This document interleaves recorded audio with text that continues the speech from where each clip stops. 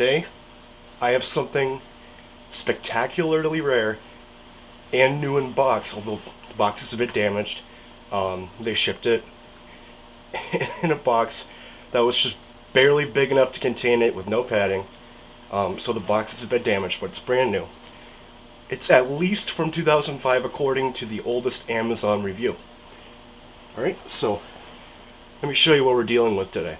Close your eyes and count to 3, and when I count to 3, you're gonna open them. I'm not fucking with you guys. I am super serious about this. This is so cool to me, and I think it will be for you too. So, close your eyes. 1, 2, 3. Check this out. This is the Crosman, made by UHC, Unicorn Hobby Corp, Pulse M70. This is clearly a mini airsoft MP5. The 4 AA battery, like 120 FPS guns that I'm sure we all know about, with mixed feelings among the audience about these units. I believe this is 1/3 scale, but 2005. So this gun is about 16 years old, and this one's new in packaging. This is the retail packages, you can tell by the hooks.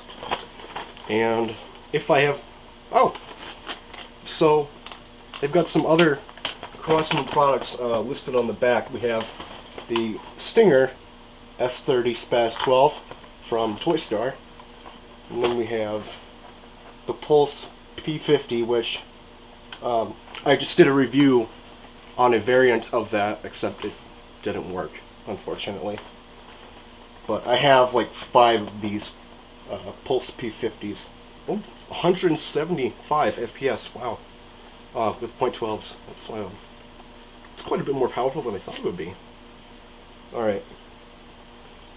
I'm going to have all the numbers and little specs in the description. I'm not going to, waste your time rattling those off to you, unless it's somewhat important. The package appears to include the manual, UHC's awesome blue point 12 gram BBs, very high quality, again relative to the design, and obviously the gun itself, no batteries included. This is going to be a tough one because this is a 2-piece clamshell package. We're going to have to get inside this box, and I have not yet quite decided how I want to do that, so I'm going to bring you guys a little more up close and personal to it, and then we're going to go through it together and see how we can get this thing open as best we can. Clamshell boxes, it's a bit like making artwork. There's multiple ways to do it. Some of them look better than the others, and it does take some skill to make it look good, and hopefully we'll get a reusable box. We're just going to get started with that. Now let's get cutting, not self-mutilating. So all I have are these, what are these? These are Scotch scissors. I wish I had something stronger like snips, but I don't have that. So we're going to take a little bit of luck, and, well, no, we're going to take more luck and then as much skill as I can muster for this. Let's start from the top, this little section here, and see what we can get through. So this box is already damaged, so we've got some of the legwork already taken care of for us. Where's it? Okay, there it is. All right. Okay. Cutting as close to the outside as possible.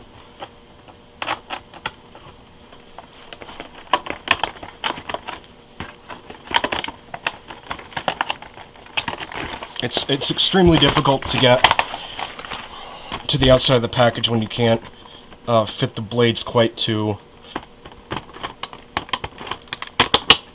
Okay, let's see how that did. Okay, so I see it clearly now.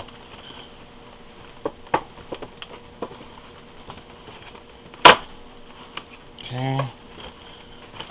That doesn't look too good, so I'm gonna have to try to keep cutting into it just a hair deeper, or like hacksaw motion.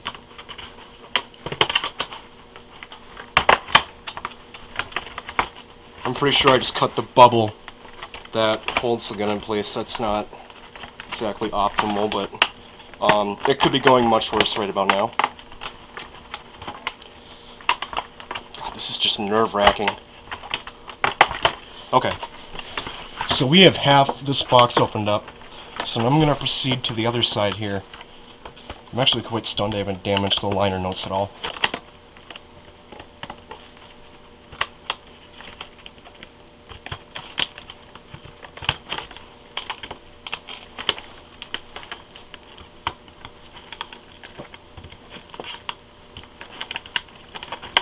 I think I'm going to run into that problem again. Oh no, okay. So this side's going just a bit easier than the first. Alright, I'm just going to tear this off. This little hair here. Okay. So we have the box open, I believe sufficiently enough. Oh! What do you know, I'm right. Sweet! So we have a salvaged box. Awesome. Well, for now. Unfortunately, the plastic is a bit weak, but we have the gun here. Okay. So there's the gun, clearly. I didn't even mean to make that joke. Put the battery cover in place. There is zero UV discoloration to this gun, and it's still got UHC's rose tinted clear plastic. UHC has a very distinctive transparent plastic color, and once you've seen multiple guns, it's really easy to spot. And then we'll put the BBs in there because I've got just a ton of these in an open container already. I believe they were on the, yep, there we go, right side. Okay, so we got a great box to use. And then, now we can move on to the review of the gun itself. So, I'm going to show you guys how to set this guy up. Very simple setup. And I'm getting used to this barrel blocker. I'm not going to accidentally shoot it out this time. So, first thing you're going to do, you're going to get 4 AA batteries, alkaline. These don't act very well or at all with the rechargeable kind. Found them out the hard way. With multiple different minis and AEP pistols, the blowback ones. Although you're welcome to try. Some of them have worked with them in before. Right, batteries in there. Oh, I forgot the polarity tip. So polarity is indicated right here on this silver plate. Right, next thing you're going to do is go ahead and fill it up with BBs. These are the TSD 0.12 gram blues. These are OEM by UHC. They just have a different label on them. I have the UHC version in my basement. I grabbed this one by mistake. So just get the BBs in there any way you want it. That's not necessarily the way it needs it. Gotten fairly good at using these nozzle sort of loaders. There we go. Now, I would like to make a word about the ammo capacity. There are some variants of this that came with a hopper scope. All you have to do now is, and the fire selector switch is not ambidextrous, so all you'd have to do, like any other mini AEG, is just rotate the switch all the way forward, and then you are ready to fire. Demonstrate that real quick. My face acts very well as a bench rest, shooting at my Hello Kitty target.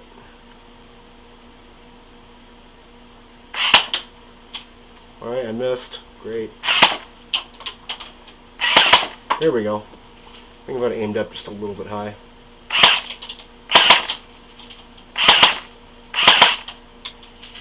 Alright, so even at this close range, I can tell that there's quite a bit of hop up for the .12s.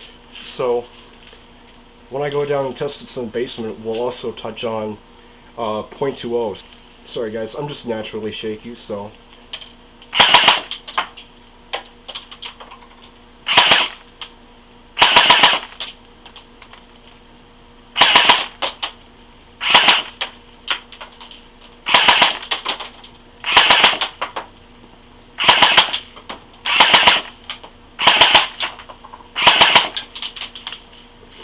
So, something I'm noticing, unfortunately, is that this model is so light that it actually exerts some form of blowback. So, it does shift the gun a bit off target. I mean, I've got fucking noodle arms here, but that was definitely throwing me off target a bit. When I aim it like this, it's nowhere near as bad, so the blowback is definitely shifting my aim off a little bit. But so far so good. And you know what? Let me bust out my chronograph and test this out. I want to see if it goes up to 175 like the box claims. Let's take a look at my drywall real quick here. Ah, there it is. So, not too bad. But this is rather close range, so your mileage may vary. Some previews for some upcoming guns. .12's first. This is my Dragon Swiss Arms chronograph.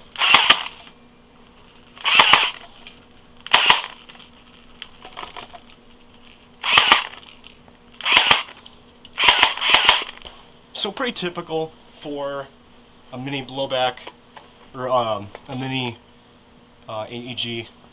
Looks to be hovering about plus or minus 30 FPS. Average is probably 130. Alright, so these are the white UHC .20 BBs. I believe these are BLS OEM. Actually, I'm pretty confident that they are. So here we go. Let's see how the .20s do.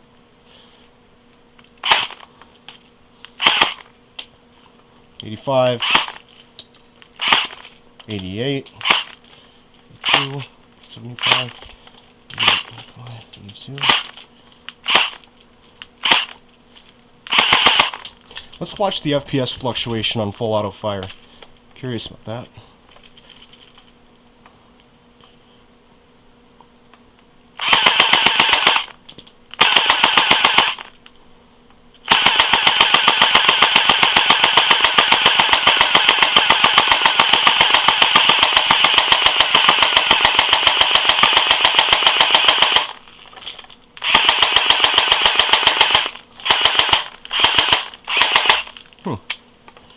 These last couple don't seem to want to fire, but the .20s were much more consistent, which is absolutely normal. And, I wonder what the rate of fire is. Let me reload it again and see what the rate of fire is exactly. Why?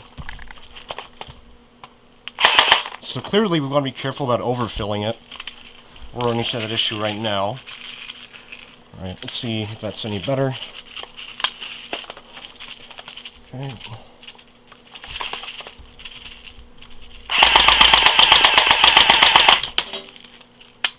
.4.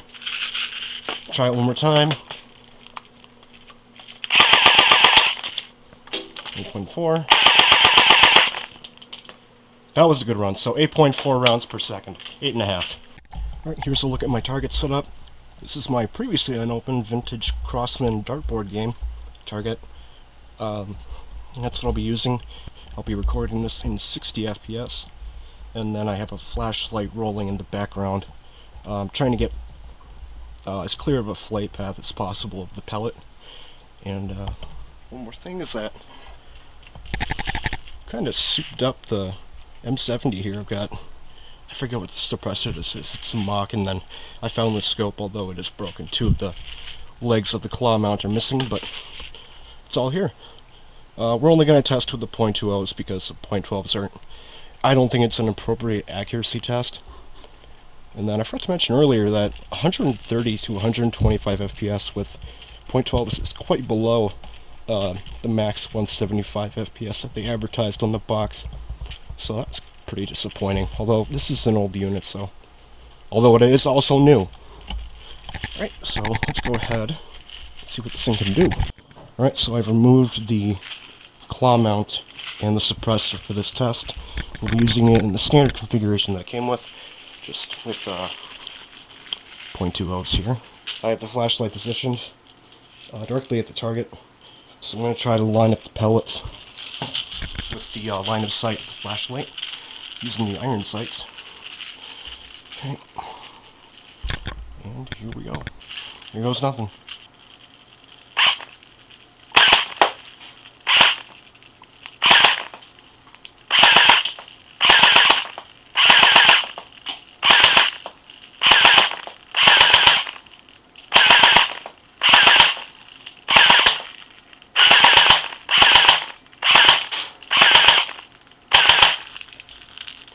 Alright, so it's not terribly accurate, although I don't know if that's just because of the shakiness of the gun. I mean, the hop-up seems to be working. I had to aim up just a little bit, you know, like this, tilting it forward, but otherwise, you know, it seems to be able to hit a man-sized target fairly easy. This is about 40 feet, roughly 45 that I've measured before with a tape measure. So, considering this is mostly a plinker gun or designed to destroy springers, spring pistols, possibly even rifles, this would have been pretty good. I'd take this over a Springer competitively, and I think that's really all I have to show for shooting. .12s definitely would have been just a disaster. As you saw, the spread with the .20s due to my handling and the inconsistent FPS, and then the it's probably not a top quality hop-up packing, but alright, so we were just a little bit too late for the target. Out of all those BBs, looks like we got about, let's say that's about 25, oh, wow, about 40 impacted the target, somewhat, and that's good enough for a replica of this caliber. So as an added bonus for making it this far in the video, I'm going to have a assistant of mine fire me. I believe this game mode is called Mercy, and I have to yell that when I can't take the pain anymore. Alright, let me have it. Oh! Oh! Shit. Oh.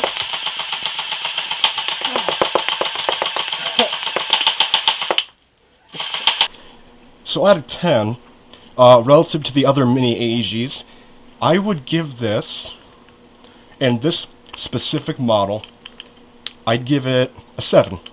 Because the UHC AUG, the AUG-A1, I think that also came out by Cybergun, definitely by UHC. I believe it was called the Defender of World Peace 2, or 1, I'm not quite sure which it is, but there's another MP5 called either, again, DWP, Defender of World Peace 1 or 2, which is made by Toy Star, and it's got a lot more features and actually better quality than the UHC, although I think the power is just a bit lower. That's made in South Korea.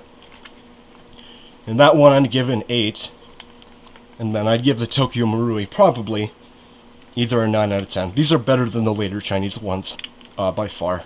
All photos, high resolution photos, zoomed up, and then the scans of all the paperwork except for the manual are going to be in the description on my Dropbox, and I'll make sure they're good quality and easy to read. So that closes up my review of the Pulse M70 from Crosman UHC.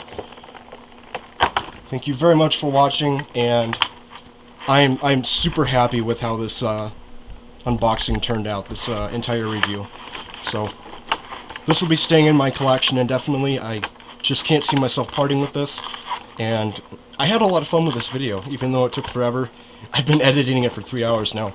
So, once again, thank you for watching. It was a long video, but I hope you enjoyed it, and I hope you had fun traveling back in time to experience this gun through video.